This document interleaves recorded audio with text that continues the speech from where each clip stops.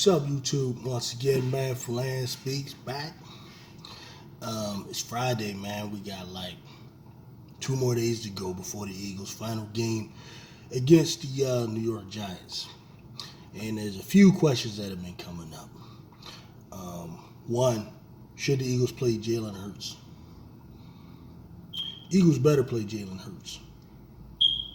Or they better explain to us what the hell is going on. Nick Sirianni gave a press conference earlier. He's still talking the same dumb stuff about, we day by day practice this week. We're going to see how it's going and all of that. But at the same time, we saw he took the first team reps. So I guess we have to infer from that. We got to kind of go off of their actions as opposed to like what they're saying and then decide, well, he's probably going to play.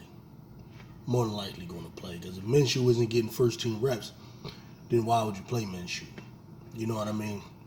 When it comes to C.J. Gardner-Johnson and Robert Quinn, he's saying the same dumb stuff. Oh, day to day, we'll see what happens. I don't know what it is with the Eagles when it comes to that. Strategically, I think it's dumb. When you smoked the Giants the first time, they knew Hurts was playing, and it didn't stop us from smoking them. So I don't get the strategic advantage in keeping that close to the vest. Like, I don't get that. The only logical thing, and I hope this ain't it, is if you were to announce that he's not going to play, the fan base would go crazy all week. Right? That's the one thing that makes sense to me. Why? Like, if Hurts isn't going to play, and you said early, the fan base is going to go crazy, so you keep it close to the vest to avoid that. But I'm hoping that's not it. I'm assuming we realize how important this game is, and that really, you're talking about getting to the Super Bowl while Jalen Hurts is on this contract, this rookie contract, while we're able to load the team up. This is the time to do it. You got to strike now. You got to strike next season, because after that, I don't know if you're ever going to be able to do it, because I don't know if you're going to have the loaded team that it takes to win the Super Bowl. You're going to be like struggling and hoping Hurts pulls everything out and have that type of team. I don't like those type of teams. Anyway, other thing I wanted to address, man. And yes, again, y'all, Dallas Cowboy fans. Just when I thought these guys were just typical delusional, just when I thought these guys were like, just illogical as they normally are, these dudes done sunk to a new low. Not everybody, not all of them, but a few key ones of them. Their new target now, instead of dealing with the reality of their team and the reasons why people are skeptical of their team, you got content creators out there putting out videos refuting, of all people, Joy Taylor. Joy Taylor. Joy Taylor. Like, they literally post her statements from Speak for Yourself. And then they speak over it and refute what she's saying, talking about how she a hypocrite and all this. Like, bruh, who got time to make videos about Joy Taylor, though? Like, yo, this crop of Cowboy fans is a new breed. I'm used to dealing with like the fans from the 90s, fans from the 70s, the real old heads, who remember Tony Dorsett and Starback and all them. But these guys now, rooting for these loser behind Cowboys who just disappoint every year, they out here expecting people to not be disappointed. Like, why do you think she says what she says about your team? First of all, this is what you got to understand. First of all, nobody has to like your damn team. That's number one. Nobody has to be a fan of your team. Nobody got to think your team is the favorite. Nobody has to think your team is going to win the Super Bowl or any of that. That's number one. When someone does, that's fine. But now, you want to act like people like her and others in the media have no reason to not trust your team. Let me help you out. You got a $40 million quarterback. You had the top seed last season, right? Won the NFC East. Many people were believing he was supposed to reach the Super Bowl last year. You go to the first round against San Francisco 49ers, who backed into the playoffs at home, and you lost to Jimmy Garoppolo versus Dak Prescott.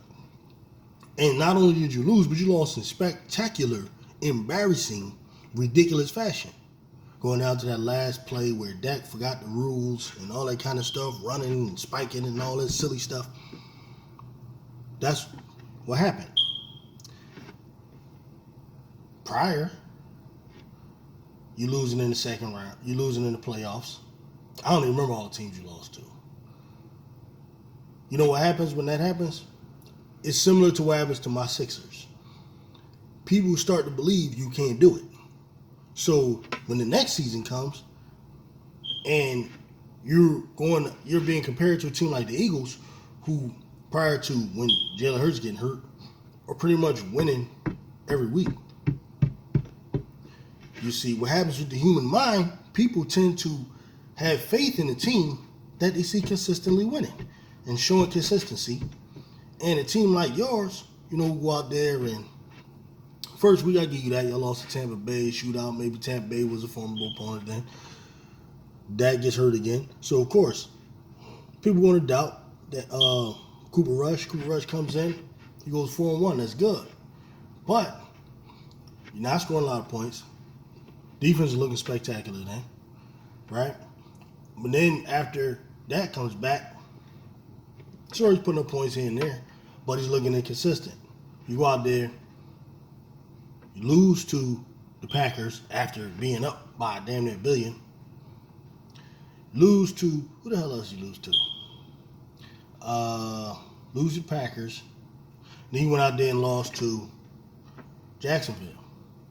The whole time the Eagles, for the most part, winning, with the exception of the one loss to Washington. So when Joy Taylor or anybody's up there speaking on the matter, they're going to speak higher of the team that has shown them the propensity to be the type of team that may get to a Super Bowl. Whereas, y'all looking like the same old Cowboys.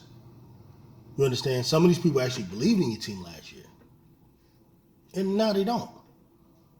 They're not fans like you, so they don't have to. Like, I don't care if these people on TV like the Eagles or not. Who cares? It's up to your team to handle your business. Okay? Now, as far as this week here goes, because y'all dudes are just funny to me. Coming at Joy Taylor. Why Joy Taylor and not, there's other people who hate on y'all. Why Joy Taylor? Why not come at Dan Orlovsky? Why not come at, why? Because she pretty? That's what y'all into? Dudes are silly. I think it's because our arguments are very poignant. And you really can't refute them.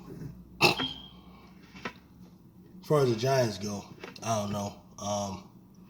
Maybe they're going to start the starters, maybe they're not, whatever. Point is, we got to go in there and handle business. Wrap up the number 1 seed. Get to the playoffs. And just get ready to dominate and destroy whoever comes, man.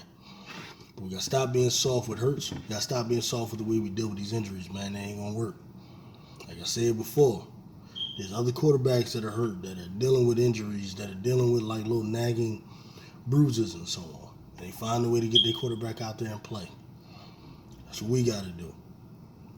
And when he does come back, you got to stop with all the stupid design runs.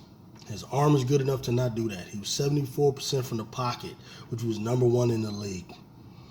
This guy can pass the ball well enough. We ain't got to be doing design runs. Hand it to the running backs and let Jalen Hurts kill it from the pocket and take off when the play breaks down and he has to do something spectacular. Hopefully he can get out of bounds or slide. Real simple, man. Win this thing. Let's move on to the playoffs. I'm out. Peace.